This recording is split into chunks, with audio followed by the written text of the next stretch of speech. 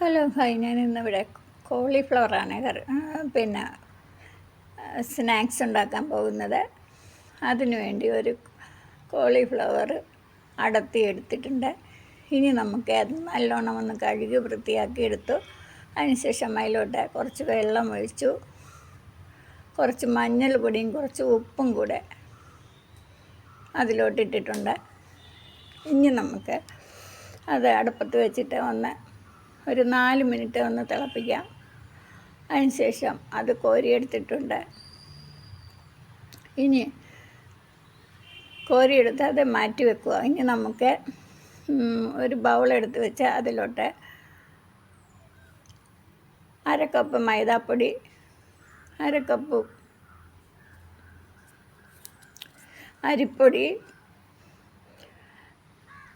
2 spoon Kashmiri മുളക് പൊടി, ഇഞ്ചി വെളുത്തുള്ളി പേസ്റ്റ്, 1 സ്പൂൺ കോൺഫ്ലവർ, ആവശ്യത്തിന് ഉപ്പ്, സാദാ മുളക് പൊടി,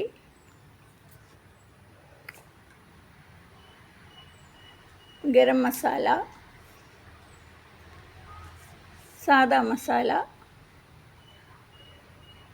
ഇതെല്ലാം ഇട്ട് കുറച്ച് വെള്ളം കൂടെ ഒഴിച്ച് നന്നായിട്ട് ഇളക്കി യോജിപ്പിച്ചെടുക്കുക. അതിനുശേഷം ആ കോളിഫ്ലവർ അതിലോട്ട് ഇട്ട് കൊടുക്കുക. ഇനി നമുക്ക് ഒരു പാൻ അടുപ്പത്തോട്ട് വെച്ചിട്ട് കുറച്ച് എണ്ണ ഒഴിച്ച് കൊടുക്കുക. എണ്ണ ഒഴിച്ചിട്ട് ഇത് അതിലോട്ട് വരിയിട്ട് കൊടുക്കുക.